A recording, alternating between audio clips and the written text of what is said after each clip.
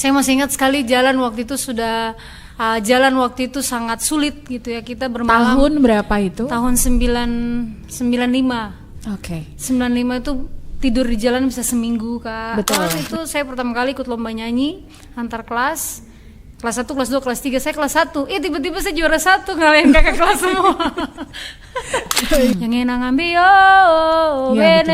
bene mo. Itu saya main pakai ukulele waktu itu, Kak, umur.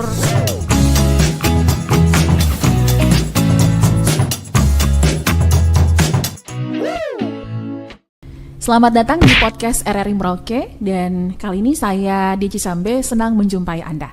Dan hari ini kita kedatangan bintang tamu yang sekaligus juga seorang alumni bintang radio RRI Merauke tahun 2007 dan 2009.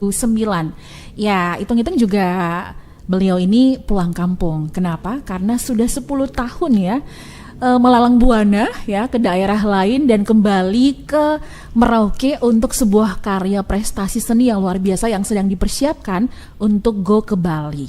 Dan saat ini juga beliau sudah menjadi dari background skillnya ya untuk prestasi dan juga untuk pendidikannya adalah seorang komposer, lalu juga songwriter, pelatih paduan suara, penulis, peneliti, dan semua hal yang berkaitan dengan musik kayaknya semuanya diborong deh ya.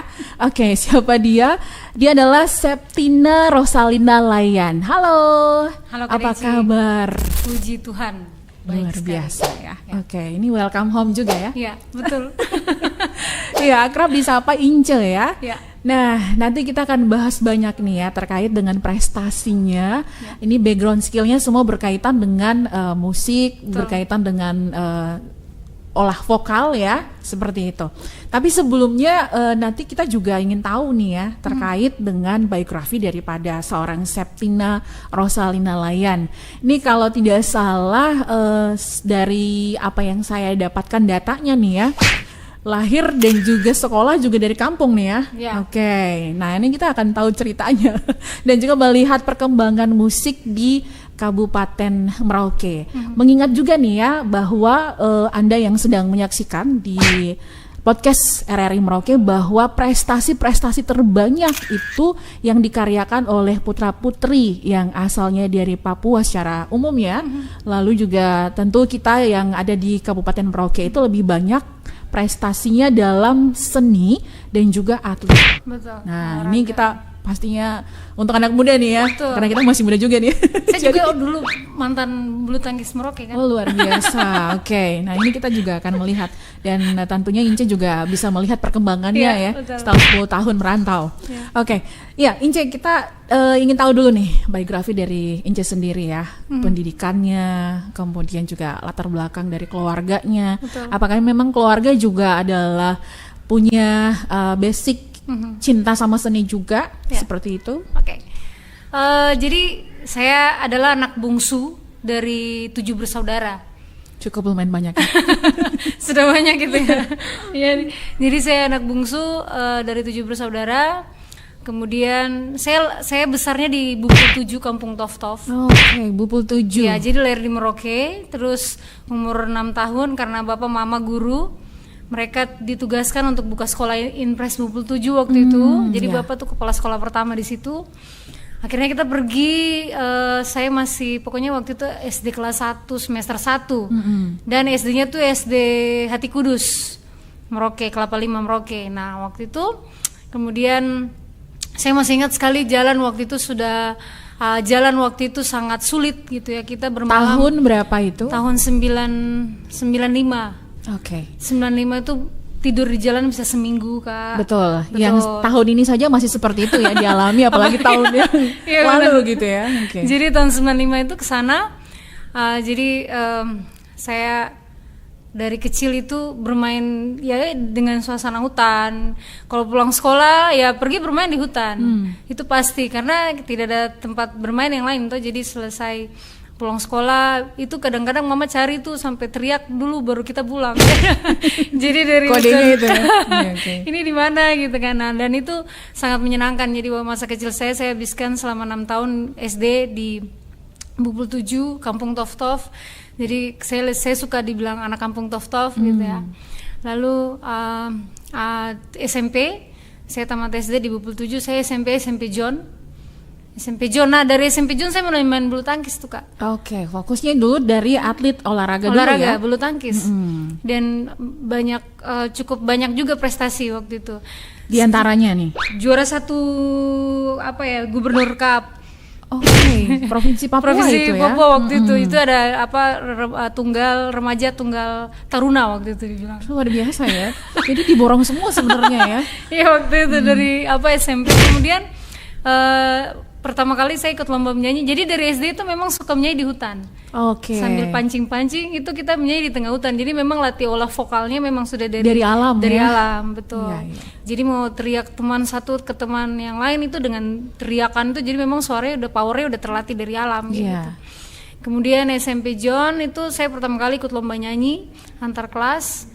Kelas 1, kelas 2, kelas 3, saya kelas 1. Tiba-tiba saya juara 1, ngalahin kakak kelas semua. Jadi, ini kayaknya mulai bakat itu saya mulai sadar gitu ya. Sadar bahwa saya punya bakat olahraga dan saya juga suka menyanyi gitu waktu itu. Jadi, semenjak itu saya mulai asah diri untuk bernyanyi kayak gitu waktu itu. Setelah SMP kelas 3 itu masih bulu tangkis. Terus jadi setiap tahun selalu berangkat gitu kemana, ke Jayapura, ke Timika waktu itu kita pertandingan balik, dan yang selalu menyenangkan itu kita di pawai gitu kan.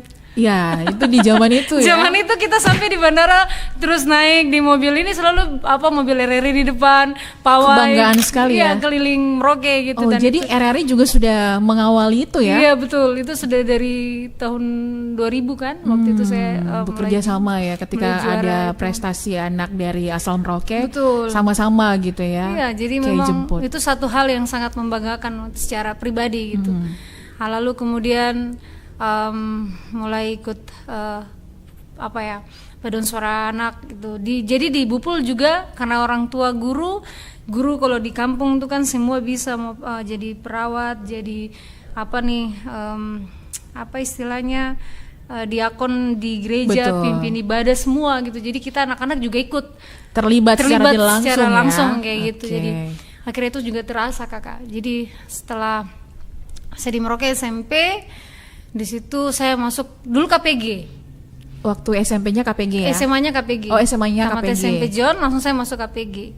Waktu itu pertimbangannya, ini semuanya tidak ada yang jadi guru nih, kakak-kakak bilang, kok bungsu jadi kok harus ikut mama bapak untuk jadi guru gitu. Oke, penerus. Begitu. Tanggung jawab moral nih ya. Iya. Oke, jadi tahun 2000 berapa ya? 2005 kah? 2005 masuk KPG. Waktu itu KPG 5 tahun kan. Dari waktu 2005 itu 2006 itu ada pembukaan Bintang Radio. Iya. Tahun 2007. Nah, saya waktu itu baru umur 16 tahun. Waktu itu masih 16 tahun ya. Jadi 16 sampai 30 kalau tidak salah waktu itu range usia. Kriteria usianya. Untuk lomba Bintang Radio ini. Terus saya pikir ikutkah tidak ya? Saya coba ikut saja. Kenapa saya ikut? Karena bapak mama tuh masih di Bupul. Dan satu-satunya alat komunikasi yang didengar adalah radio. Jadi kalau saya nyanyi, saya juara, orang tua tuh pasti mendengarkan nama saya, mereka akan merasa bangga. Itu motivasinya Kak. Oke, betul sekali ya. Kalau sekarang kan sudah banyak sekali aplikasi juga. Betul, dan juga RRI menyesuaikan itu. Betul. Jadi waktu itu ceritanya gitu. Jadi karena orang bapak suka dengar radio, ini saya bilang kalau saya ikut Bintang Radio, pasti bapak mama dengar suara nama saya, dan itu satu kebanggaan juga buat saya karena orang tua senang kayak gitu. Akhirnya ikut. Saya ikut waktu itu.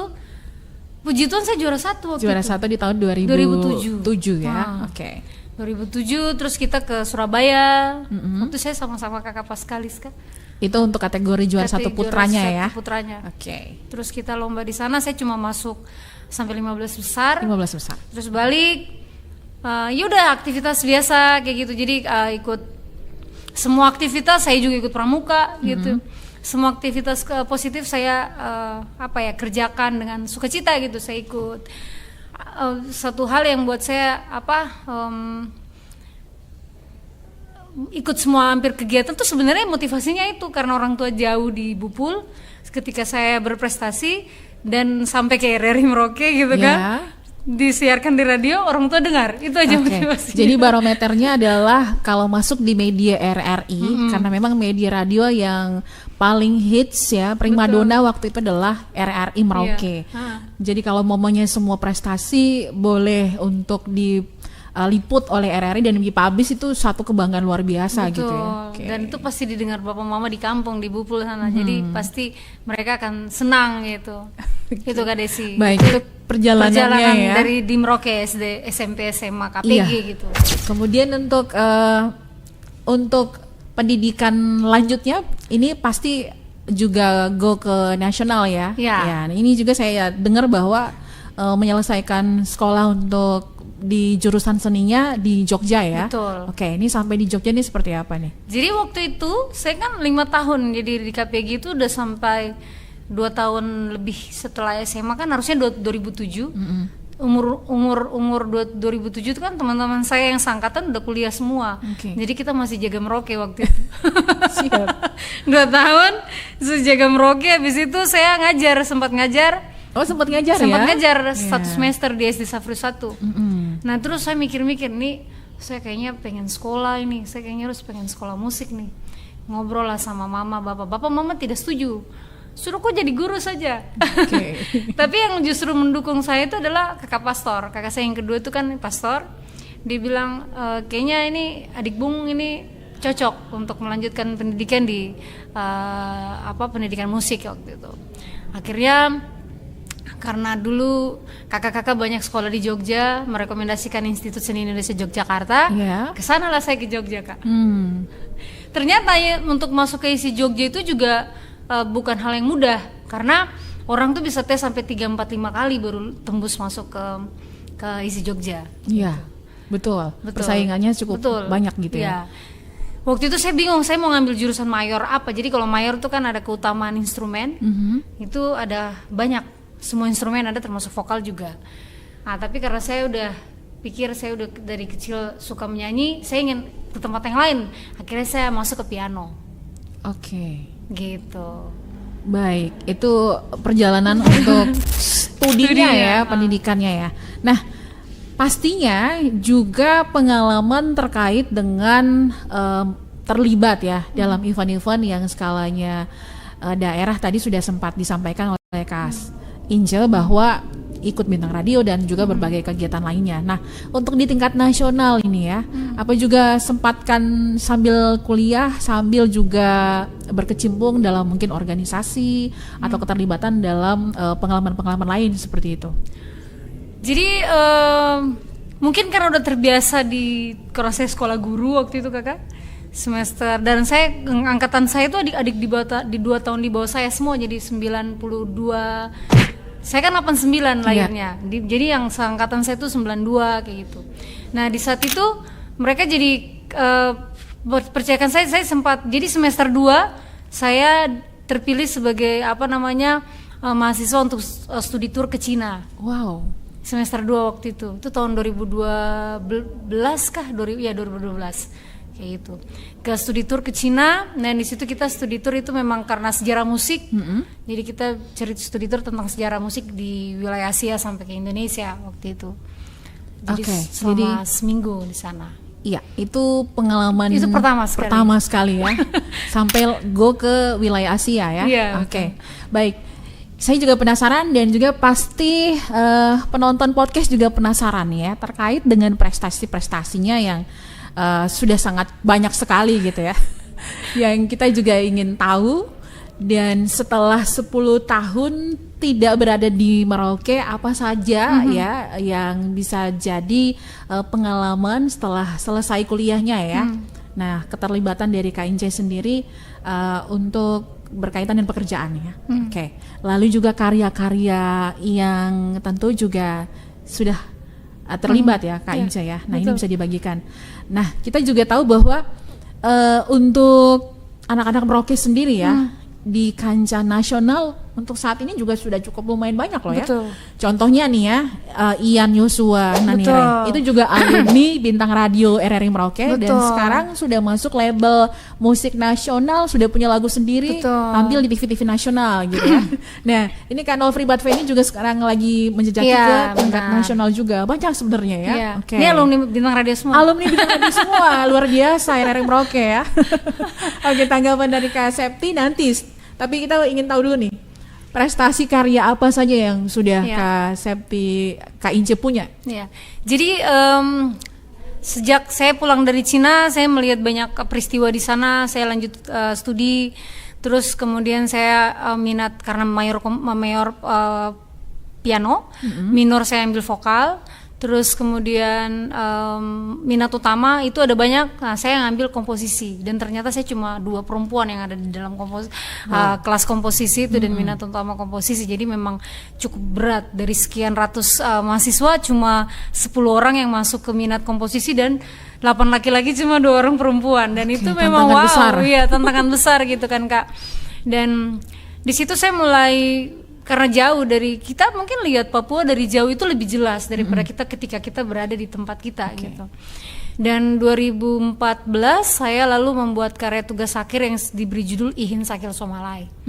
Ihin Sakil itu, Ihin itu ratapan, Sakil itu bahasa Malin, Cendrawasih, Somalai itu bahasa Tanimbar yang artinya burung kuning. Berarti kombinasi. Kombinasi. Jadi Ihin Sakil Somalai itu saya bikin judul itu untuk menceritakan saya siapa. Saya seorang berdarah asli Tanimbar yang lahir dan besar di Merauke dan juga bertautan langsung dengan budaya Merauke kayak gitu, budaya Malin, dan banyak, bukan hanya Malin ya, karena di Bupul itu banyak orang Muyu, Mandobo, dan saya suka gitu. Jadi kalau dari kecil lagu pertama yang saya belajar tuh lagunya Papa Marba yang enang ambil bene mo, itu saya main pakai ukulele waktu itu Kak, umur 5 tahun Kak. Kayak gitu itu. Jadi saya mulai merefleksikan perjalanan saya selama masa kecil, dari kecil sampai kuliah. Akhirnya saya bikin karya itu dengan format besar, cukup besar, karena orkestra, full orkestra, kemudian choir, terus dengan ensemble musik Papua dan Maluku. Wow. Itu dalam satu panggung besar. Itu tugas akhir yang saya juga kaget karena hampir semua teman-teman di Jogja datang. Kita kan di Jogja tuh selalu bilang ada anak utara, anak selatan. Nah, karena kebetulan isi Jogja di selatan, saya kaget semua anak-anak utara datang nonton gitu. Anak-anak Papua yang di utara semua datang nonton kayak gitu. Dan itu karya yang cukup, bukan karya pertama sebenarnya, karya yang pertama dipentaskan yang sangat besar. Ya, di panggungnya yang spektakuler gitu besar, ya. Oke, gitu. baik. Iya, pastinya masih banyak lagi nih ya. Ya. Sekarang ini lagi persiapan untuk juga goal nasional di Bali untuk event yang skalanya bukan event nasional saja, tapi juga internasional. Kenapa demikian? Karena pelaku seni ya, para seniman yang datang juga dari luar negeri banyak gitu ya, dari Eropa ya kan. Oke, yang mana nanti satu panggung juga dengan Kak Ince ini. Melihat apa yang sudah Kak Ince karyakan ya, dan semua itu karya-karya besarnya di luar Merauke. Betul. Nah, ini pertanyaan saya nih ya. Apa memang sih harus keluar Merauke dulu gitu ya, baru kita bisa ya mengekspresikan segala sesuatu yang sebenarnya sudah terpendam selama ini gitu ya. Dan seperti yang tadi saya sampaikan juga bahwa kayak Ian Yosua Nanire, kemudian juga Kak Nofri Batfeni gitu ya, lebih terkenal duluan gitu ya di luar Merauke, dan lebih ya boleh dikatakan juga penghargaannya luar biasa gitu ya. Oke, dari Kak Ince sendiri tanggapannya gimana? Ya, entah itu karena memang sejarahnya dari Alkitab kali ya. Kita kembali ke religi nih ya. Bahwa kadang-kadang Yesus sendiri tidak diterima di tempatnya gitu. Itu cuma basa-basi sih Kak. Tapi benar juga sebenarnya. Ya, kalau direfleksikan ada benarnya juga gitu. Dan sebenarnya karena mungkin saya sekolah di luar, di Jogja, berkarya juga di Jogja, dan orang lebih banyak kenal saya waktu itu di Jogja. Nah, setelah balik itu bukan langsung ke Merauke, tapi ke Jayapura, karena Jayapura waktu itu membuka Papua, waktu itu membuka Institut Seni Budaya Indonesia Tanah Papua, dan itu satu-satunya sekolah seni di Tanah Papua, negeri gitu ya, sekolah negeri. Akhirnya kami semua anak-anak Papua yang lahir besar juga di Papua, yang sekolah di luar berhubungan dengan seni, itu dipanggil. Nah waktu itu cukup berat ini saya baru selesai kuliah, harus balik, malah bukan balik ke rumah, ini balik ke rantau lagi nih ceritanya. Akhirnya mama bapak bilang oke, terserah saja toh. Ya akhirnya sudah saya putuskan untuk bergabung di SBI Tanah Papua, Kak. Nah dari situ mulai berkarya. Mungkin satu hal yang buat kita bisa menyatakan seperti yang Kak Desi bilang itu, kita punya atmosfer ya. Kita punya atmosfer di kota Merauke ini yang perlu dibangun. Jadi kalau ada paradigma bahwa kita bisa membuat sesuatu, kalau itu ada sesuatu, misalnya saya misalnya contohnya gini, ada event, saya diundang baru saya bergerak. Sementara di luar yang dilakukan tuh bukan seperti itu. Bagaimana mereka menghidupkan. Jadi kalau orang bilang hidup untuk musik atau musik untuk hidup gitu, itu jadi dua-duanya. Jadi kalau musik untuk hidup ya saya hanya diundang terus gitu ya. Ya udah saya dipanggil jadi supaya saya bisa hidup dari musik gitu. Tetapi bagaimana saya bisa menghidupkan musik itu sendiri. Nah, menghidupkan musik itu artinya menghidupkan seni itu saya harus menciptakan ini ruang-ruang, menciptakan event-event sendiri di luar dari misalnya event pemerintah atau event dari lembaga-lembaga yang punya kelembagaan yang punya anggaran misalnya kayak gitu. Nah, itu yang mungkin saya rasa penting dibangun di Merauke, bagaimana kita membuat sebuah ruang seni ataupun ruang musik atau ruang seni yang lahir dari kita sendiri. Itu sih, Kak. Oke. Nah, sebagai seorang peneliti, penulis dan juga seorang dosen ya. Betul. Di salah satu kampus di Jayapura gitu. Nah, tentu banyak hal ya yang sudah dipelajari sama Kak Ince sendiri. Lalu melihat keadaannya berkaitan dengan bagaimana karyanya putra-putri asli yang ada di Merauke, baik itu yang dari Malin sendiri maupun yang lahir besar di Merauke. Tentunya seperti yang saya sampaikan juga bahwa penyumbang prestasi terbanyak untuk Papua secara umum dan lebih khusus kita di Merauke ini adalah untuk bidang seni sama olahraga gitu. Nah, ini kalau dari Kak Ince sendiri gimana tanggapannya, dan sebenarnya harus kayak gimana sih supaya benar-benar prestasi ini tidak hanya sekedar dalam bentuk penghargaan pada saat event ya, seperti yang Kak Ince sampaikan juga, lalu bawa pulang medali, supaya kenang-kenangan, setelah itu selesai gitu. Itu sebenarnya refleksi saya, Kak. Jadi karena mungkin dari kecil sudah lomba juara, terus saya mikir ini piala banyak-banyak di rumah, ini mau bikin apa, mau jual juga nggak ini gitu kan. Diuangkan juga tidak bisa gitu. Tapi secara moral, secara itu punya sejarah yang penting gitu. Akhirnya saya lalu bagaimana saya sebagai seorang seniman, sebagai seorang peneliti apapun itu, saya bisa bersumbangsi untuk yang lain gitu, jadi bisa merangkul yang lain. Nah, satu hal yang penting sebenarnya menurut saya adalah kita harus bersama dulu ini. Jadi kalau saya sendiri kita harus berkumpul, lalu ketika kita berkumpul bersama itu kita harus berjalan dan berani gitu untuk melewati apapun yang di depan gitu, dengan tantangan-tantangan kita misalnya di Merauke sendiri gitu ya. Akhirnya kedepannya sebenarnya harapannya ketika kita sudah bersatu, kita tidak lagi hanya memikirkan event saya diundang dulu baru saya hidup, atau saya menghidupkan karya seni itu karena ada stimulus dari luar gitu, tapi bagaimana saya memulai gitu. Itu sih. Jadi itu sih, Kak, yang sebenarnya saya kerjakan di dalam program-program dari 2018 waktu itu. Saya bikin sebuah kajian literasi di MAPI. Jadi saya putar kampung-kampung jadi ini kampung darat saja, mulai dari Yaham, Yakan, Katan, Nur, Monana, itu wilayah situ kan. Itu saya mengumpulkan nyanyian tradisi asli yang disebut lantunan eb, nyanyian eb itu nyanyi gitu kan, untuk mengumpulkan, sebenarnya meneliti, menganalisa sebuah modus atau istilahnya tangga nada. Jadi kalau dalam tangga nada barat itu yang kita tahu do re mi fa sol la si do. Nah, sekarang pertanyaan saya, setiap suku bangsa kan punya musik, punya modus sendiri. Nah, itu yang saya teliti. Jadi waktu itu saya kesana. Baik, itu karyanya yang sudah dilakukan gitu ya. Betul. Nah, ini sekarang lagi sedang mempersiapkan dan boleh dikatakan ini salah satu lah, bukan satu-satunya ya.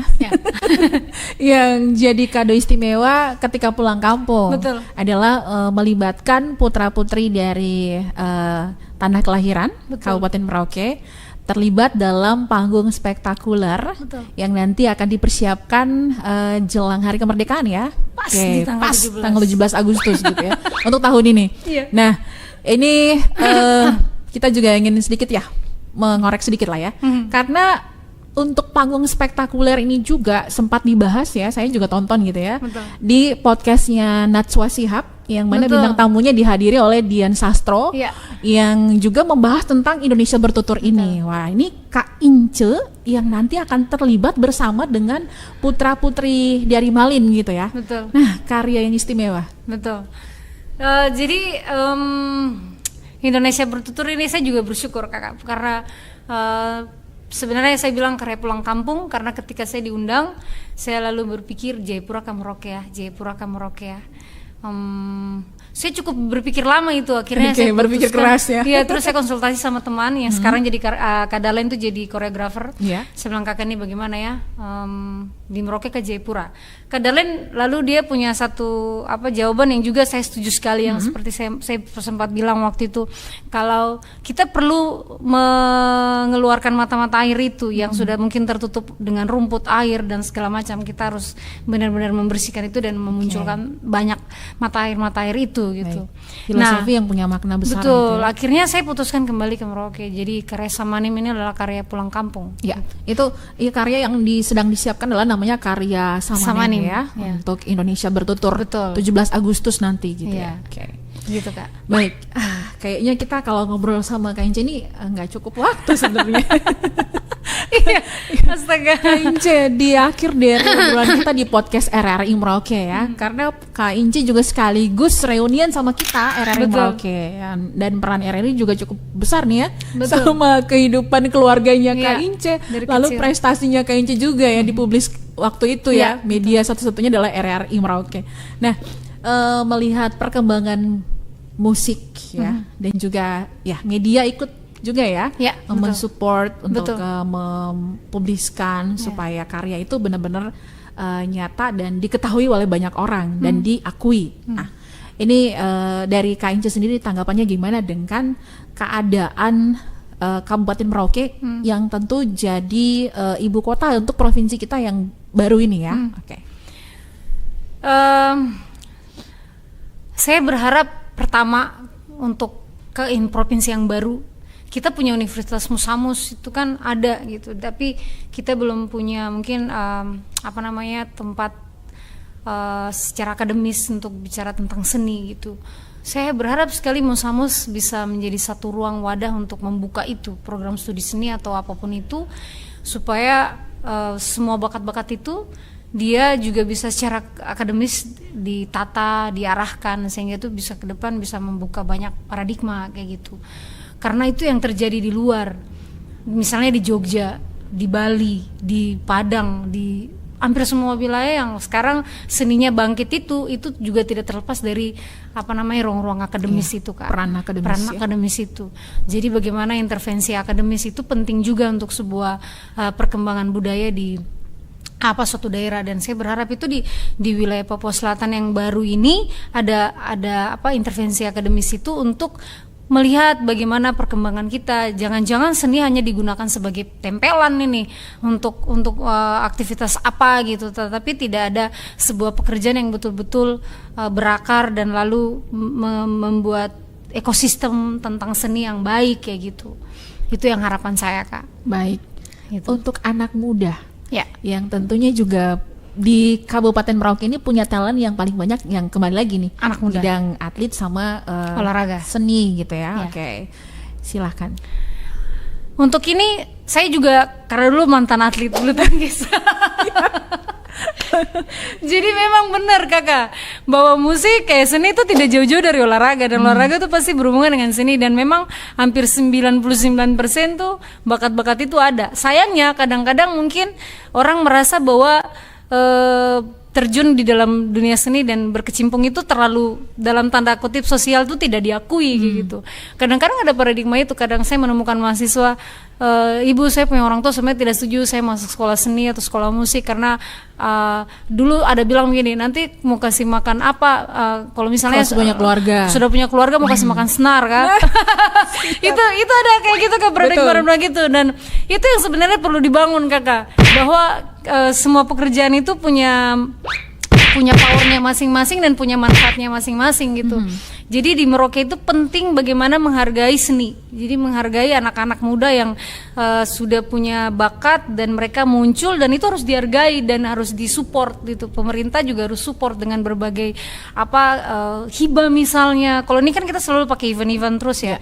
Tapi kita tidak punya misalnya program hibah dari pemerintah, dari dinas-dinas apa, atau kalau tidak salah itu ada beberapa misalnya lembaga-lembaga yang memang punya dana-dana sosial kayak gitu. Itu salah satu juga untuk seni budaya itu kan bisa disupport, dihibahkan gitu, sehingga ekosistem terbangun, anak-anak muda percaya diri untuk berkarya kayak gitu. Jangan-jangan saya malu untuk berkarya karena tadi itu kak, paradigma sosial itu kayak seni itu masih sebelah mata kayak gitu.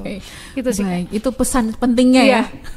Baik, terima kasih banyak Kak Inja sudah mampir ke ruang podcast RRI Merauke, dan tentunya kita doakan sukses untuk persiapan event nasional, panggung internasional ya sebenarnya, karena banyak seniman yang nanti akan langsung mengkaryakan ya semua karya seni mereka di satu panggung itu. Tidak hanya dari Indonesia tapi juga dari benua Eropa, Asia dan lain sebagainya. Itu luar biasa. Nanti juga kita mudah-mudahan bisa saksikan di live YouTube-nya ya. Amin. Tapi kita kan ada latihan terbuka sih Kak. Oh ada, oke. Rencananya hari Minggu nanti. Baik, dan mudah-mudahan nanti setelah dari Bali bisa ke Merauke ya. Pasti. Dan itu harapan kami bisa disupport, difasilitasi untuk tampil karya ini di Merauke. Gitu. Oke, karena kan ini karya dari Merauke gitu. Betul. Ya. Wajib. Jadi harus tampil di Merauke.